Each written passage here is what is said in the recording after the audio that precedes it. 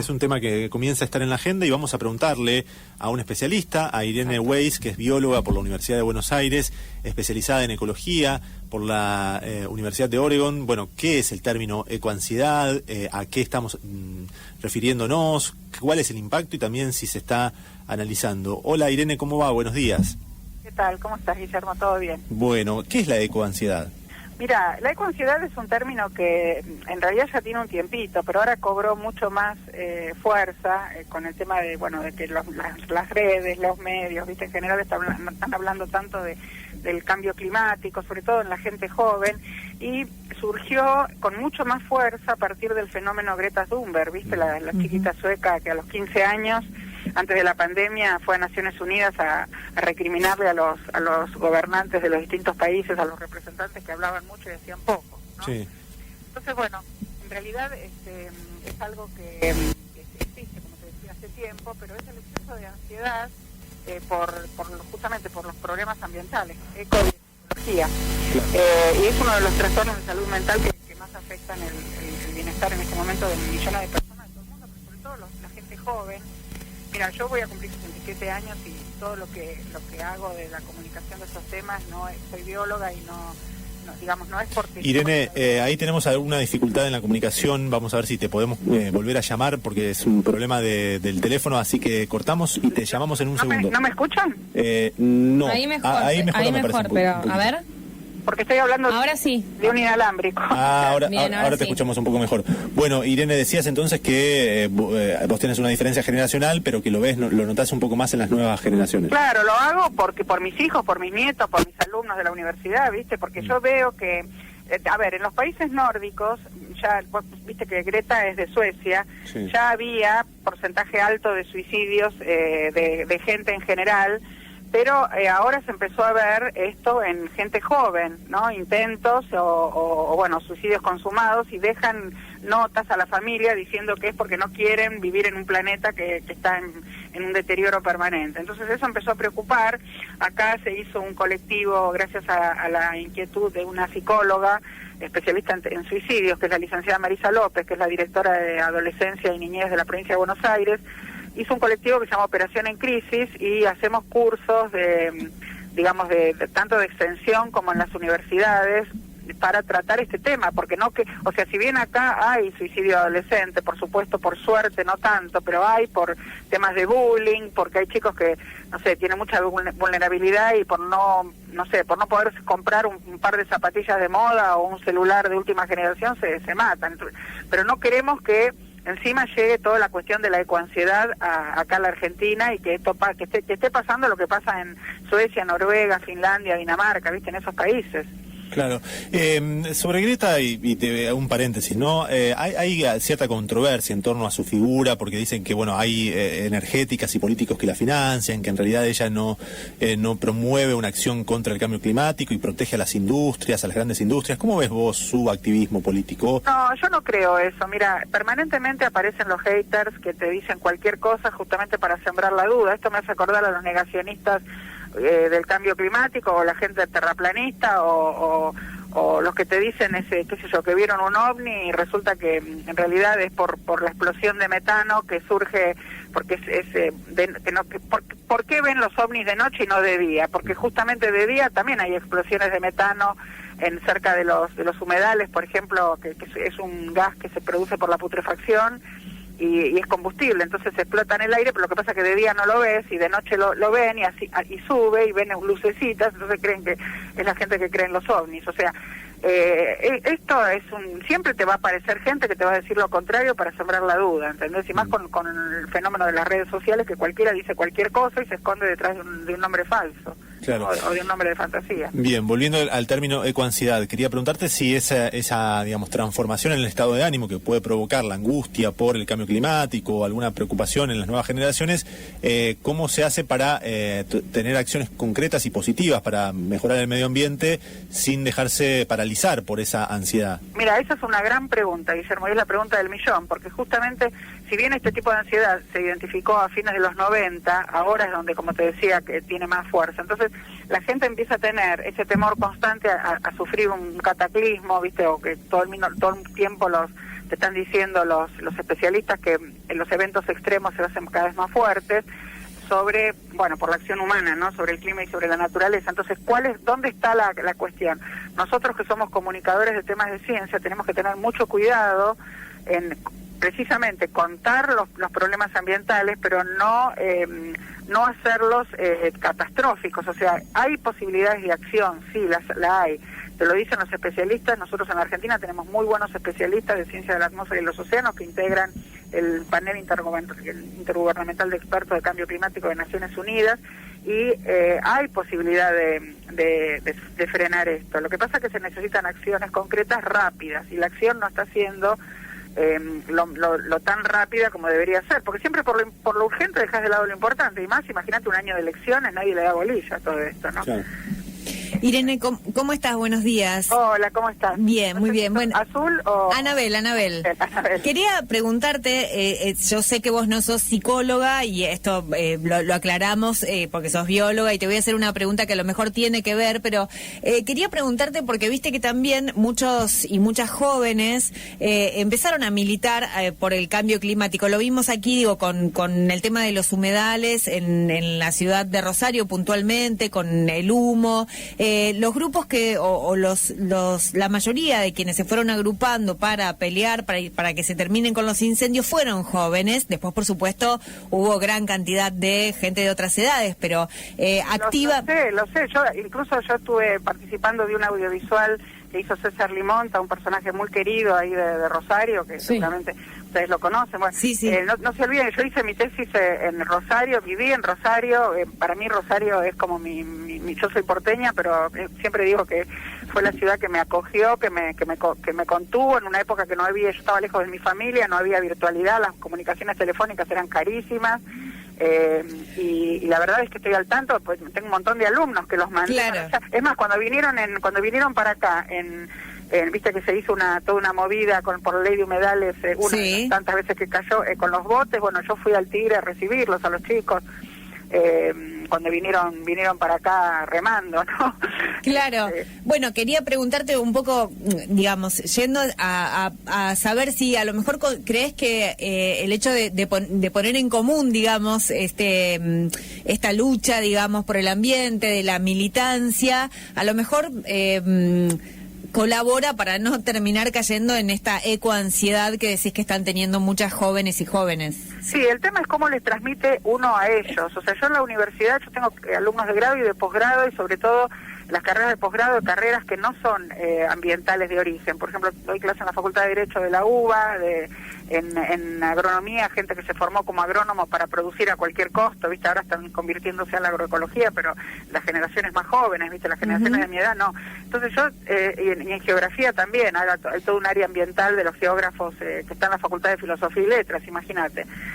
O sea, ahora todas las carreras se transversalizaron por la Ley de Educación Ambiental Integral.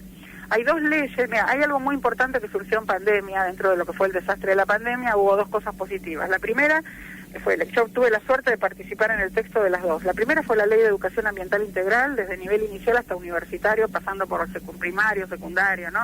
Donde todas las carreras, por ejemplo, de la universidad, tienen que transversalizarse con los temas ambientales. Y la segunda fue la Ley Yolanda, en homenaje a Yolanda Ortiz, la primera secretaria de Ambiente, no solo de la Argentina, sino de toda América Latina. Es la que plantea la formación de funcionarios, de políticos. Exactamente, o sea, ahora gente del Ejecutivo, del Legislativo o del Judicial, de los tres poderes del Estado, y también de todas las jurisdicciones, nacional, provincial y municipal, no pueden ignorar los temas ambientales, tienen que ir a capacitarse, ¿viste? Entonces, esas leyes, una surgió en el 2020 y la otra en el 2021.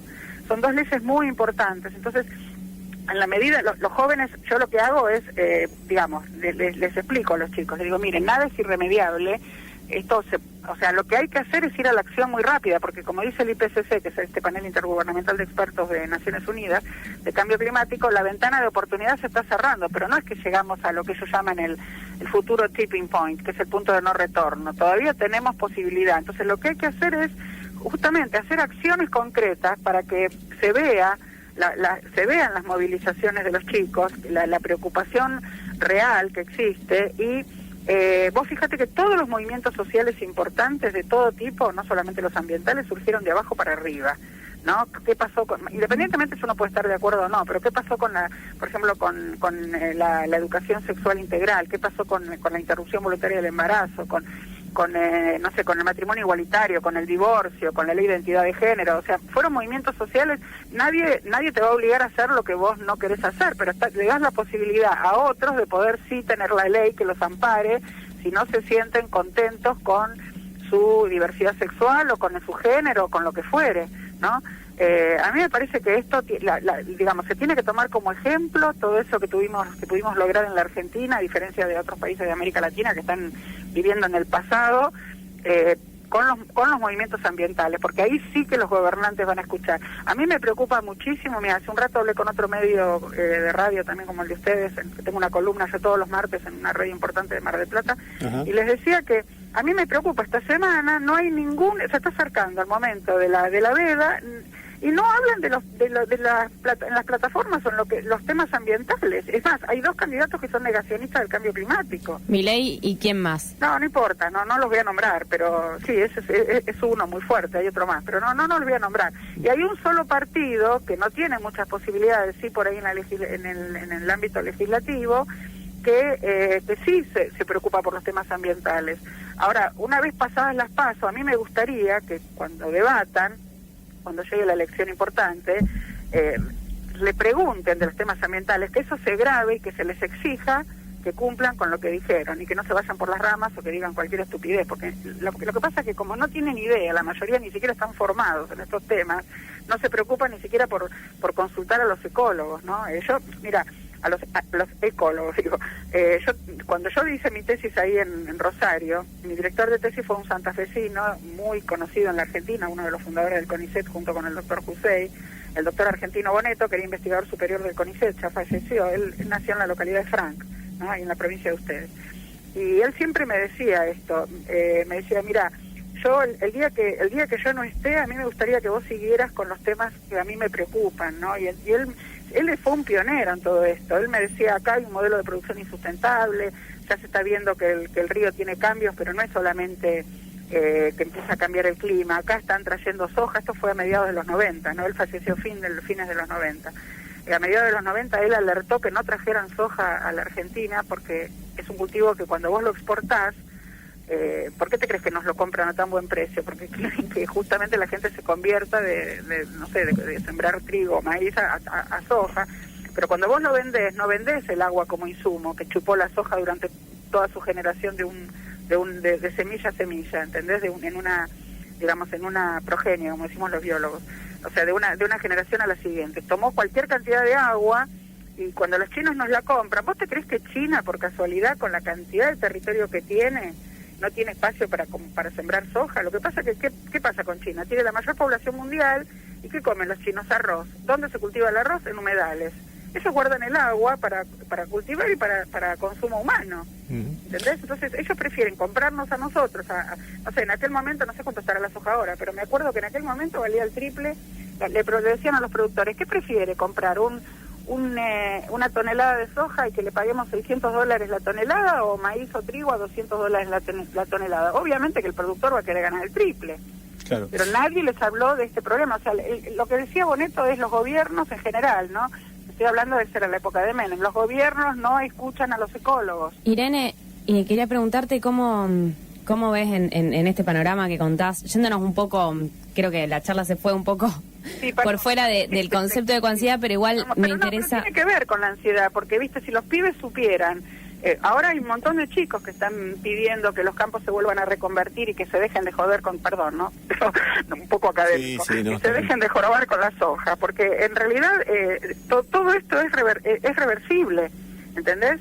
Entonces, si vos le enseñás a los pibes estas cosas, y los pibes piden se juntan, más aparte de la ley de humedales y de pedir por otras cosas justas, también empiezan ellos a enseñarle a la gente lo que es importante. Entonces ahí va a ser un movimiento que va a surgir de abajo hacia arriba, como todos los movimientos sociales. Me interesa saber, hay otras campanas dentro de lo que es el agro que hablan, a favor de ciertos desarrollos que mezclan tecnología con, justamente la cuestión agrícola, como puede ser el trigo transgénico, que te van a defender que utiliza menos agua, por ser también más resistente a sequías. También está lo que se está experimentando ahora con genética de cultivos para acelerar las plantas en laboratorios y lograr más ciclos de cultivo. ¿Vos cómo ves toda esta interacción de la tecnología en el ámbito agrícola? ¿Crees que puede ser positivo? La tecnología es buena, pero esto es como el famoso ejemplo del cuchillo, que sirve para cortar la comida o para matar. Depende de cómo la uses. Yo te digo, como bióloga, todo lo que a lo largo digamos, lo que se gestó a lo largo de centenares de miles de millones de años durante la evolución, vos no podés compararlo con algo que en un momento decidís. Por supuesto que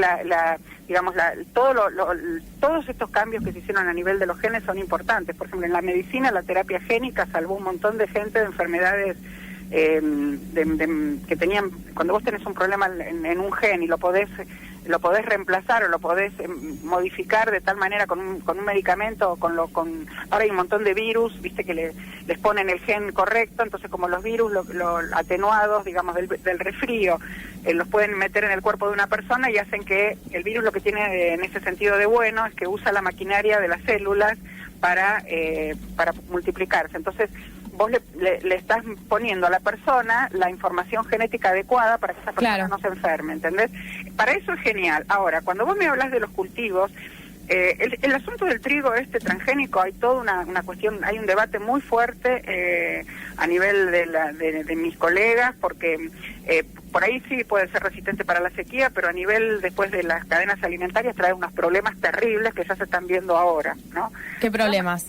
No, problemas de que los animales que se alimentan de eso, o sea, más que nada se está viendo en otros lugares, porque vos no te olvides que el trigo acá es exótico, eso es otra cuestión. Acá el cultivo, digamos, el cereal de América es el maíz.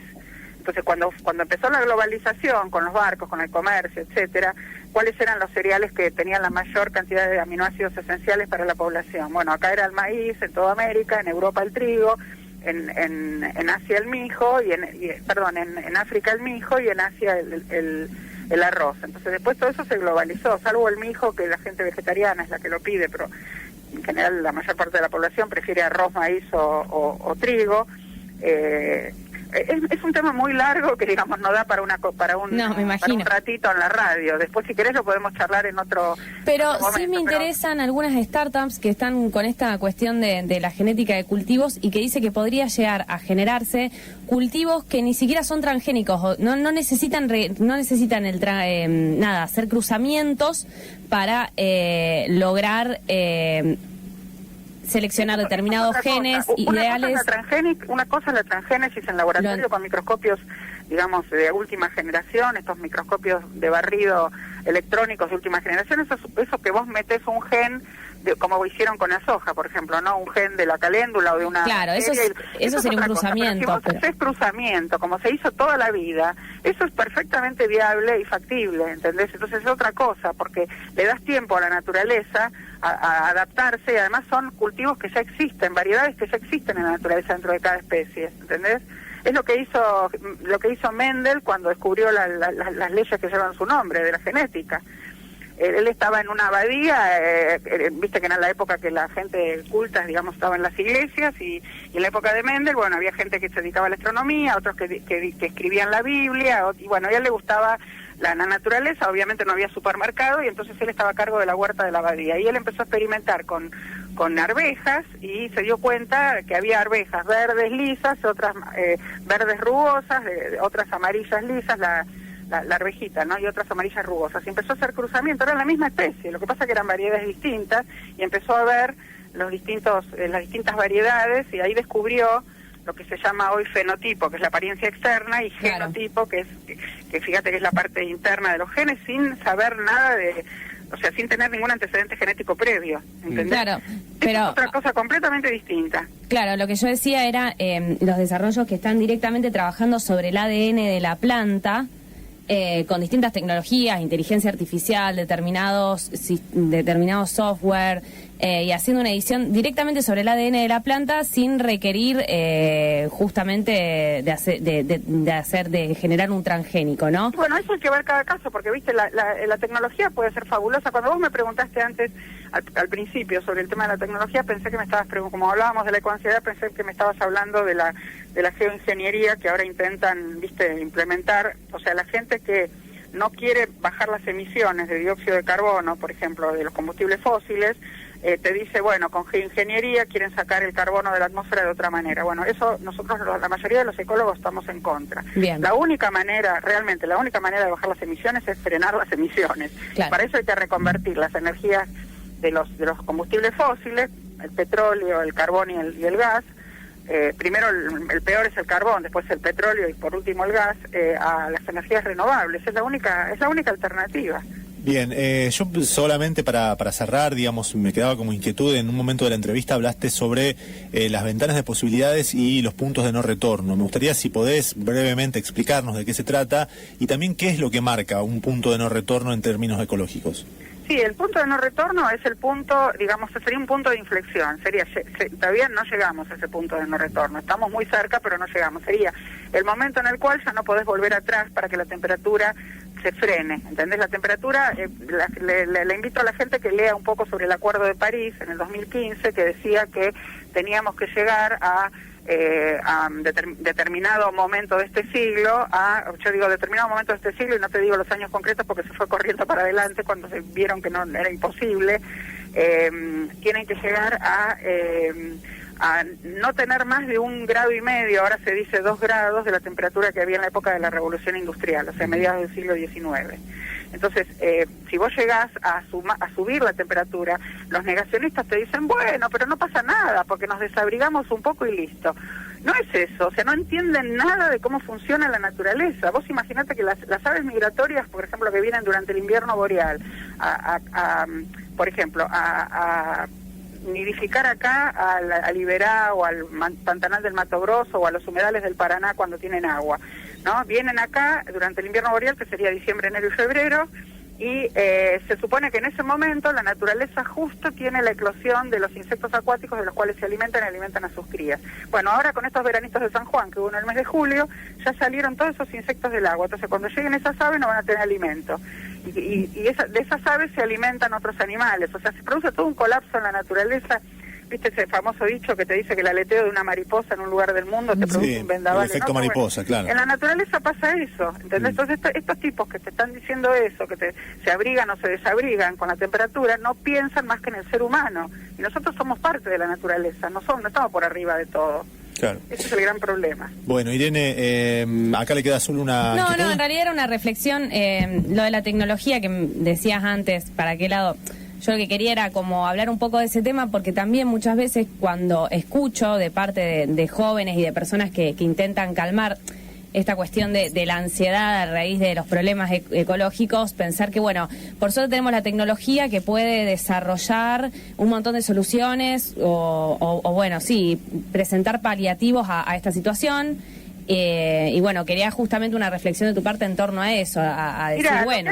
Lo que hay que hacer correctamente, que para eso existe, no digo yo que tengo ya 67 años, pero formé un montón de gente joven y un montón de ecólogos fabulosos en la Argentina que se dedican a evaluación de impactos ambientales. Hay que hacer una evaluación de impactos ambientales, pero eso lo tiene que hacer un equipo que tenga ecólogos. No basta con que te lo diga un ingeniero civil o que te lo diga cualquier persona que por ahí... Me refiero a gente de mi generación, porque hoy los ingenieros civiles jóvenes tienen esta formación necesaria y suficiente, ¿no? Estoy hablando, pensá que convivimos 4 generaciones, la mía, la de mis padres, la de mis hijos y la de mis nietos.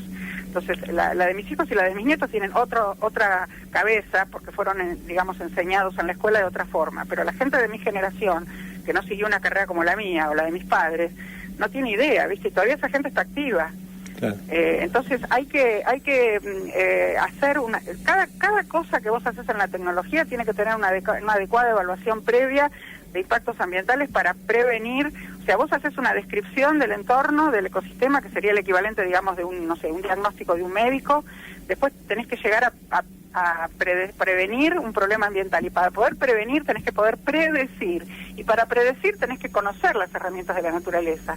y para eso necesitas un ecólogo, claro. ¿entendés? Por algo estudiamos tantos años, y qué sé yo, en la carrera de grado, 6 años más, yo tengo, no sé, 5 años más de posgrado, 11 años más 35 años de experiencia profesional posterior, ¿entendés? Entonces, la evaluación de impacto ambiental es fundamental, y la hacen mal, porque lo toman, la ley lo prevé, pero lo toman como un trámite administrativo, sin un criterio correcto, ¿entendés? Irene, bueno, muy clara, se nota que tenés pasión por el tema, por lo que estás explicando, y además, bueno, muy clara en la forma de abordarlo. Esa pasión.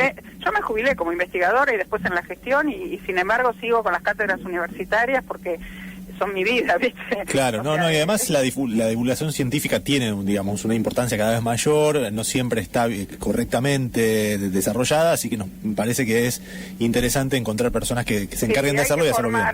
Los periodistas tiene que haber más, o sea, hay un colectivo de periodismo científico muy bueno, pero tienen que formarse más, así como hay una especialización en espectáculo, en deporte, no sé, en policiales, tienen que formarse más periodistas científicos puros, ¿viste? No mixtos. Claro. Porque entonces bueno, tanto en temas de salud como de ambiente. Bien, así Irene, que, bueno. Muchas gracias. Te mandamos un gran saludo. Por la nota, chicos, un placer luego. Como siempre. Un buen día, hasta luego. Chau, chau. Irene Weiss, bióloga de la Universidad de Buenos Aires, con ella hablábamos del término ecoansiedad y también, ¿no?, de la actualidad sobre estos debates a las 11:41 de la mañana.